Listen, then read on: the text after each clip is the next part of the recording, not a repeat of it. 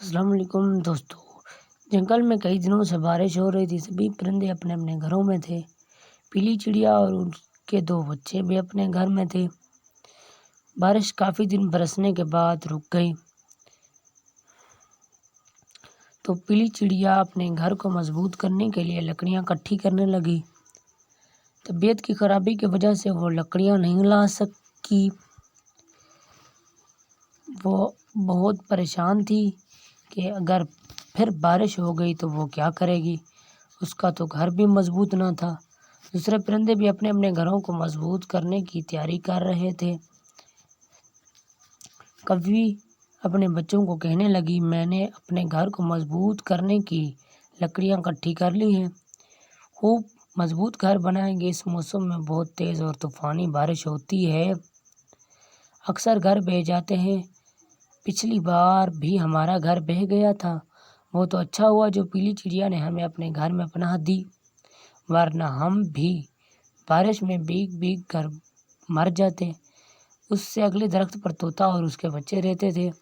انہوں نے بھی اپنا گھر مضبوط تیار کر لیا تھا۔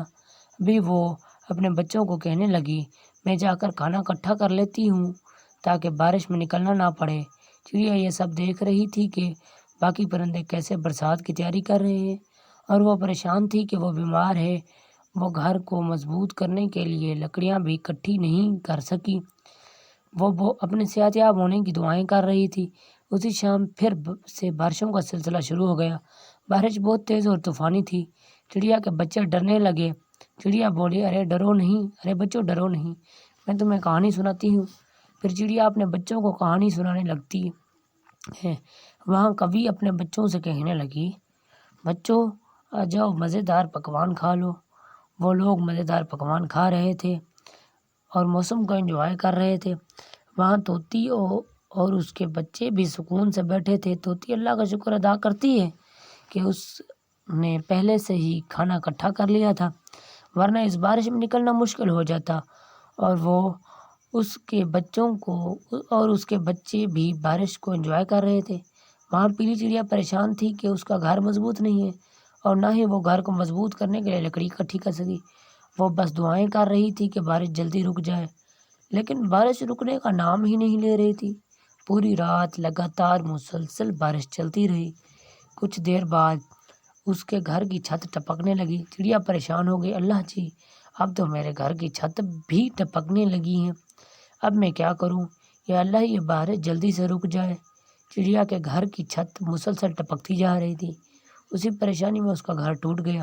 سارا پانی گھر میں آنے لگا۔ چڑیا اپنے بچوں کو لے کر باہر نکل آئی۔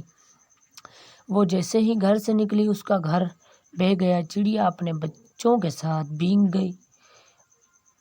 کوی اپنے گھر سے یہ سب دیکھ رہی تھی، مگر اس نے سوچا محلے کے اور بھی پرندے ہیں، وہ اس کی مدد کیوں نہیں کرتے؟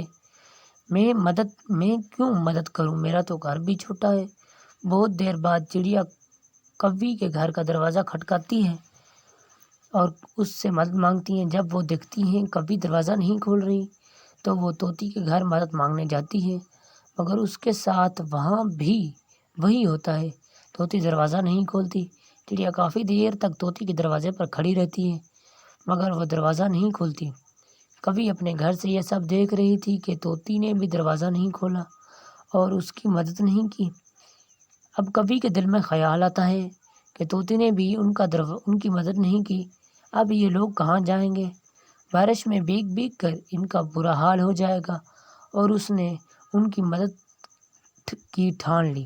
چڑیا بہن میرے گھر آ جاؤ، بچے بیمار ہو جائیں گے۔ کوی ان کو اپنے گھر کے اندر لے آتی ہے اور وہ بھی گھر کے اندر آ کر سکھ کا سانس لیتے ہیں۔ بہن تمہارا بہت شکریہ، آج تم اگر ہماری مدد نہ کرتی تو پتہ نہیں کیا ہوتا۔ تمہارا ہم پر بڑا احسان ہے، میں تمہیں ساری زندگی دعائیں دوں گی۔ کوی بولی، ارے نہیں بہن، شکریہ کی کیا بات ہے، تم نے بھی تو ہمیشہ ہمارا کتنا خیال رکھا ہے۔ پچھلی بارشوں میں تم نے ہماری بہت مدد کی، تم نے بہت دل سے ہمارا خیال رکھا تھا، تو میں تمہارا احسان کبھی نہیں بھولوں گی۔ جب تک تم اپنے بچوں کے ساتھ رہنا چاہو رہ سکتی ہو۔ اسی دوران بجلی گر پڑتی ہے اور طوطی کا گھر بھی ٹوٹ جاتا ہے۔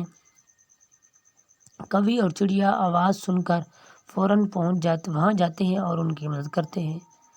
ابھی طوطی کو احساس ہو رہا تھا کہ یہ اس کی بری نیت کا نتیجہ ہے، اس لیے کہتے ہیں جیسی کرنی ویسی بھرنی۔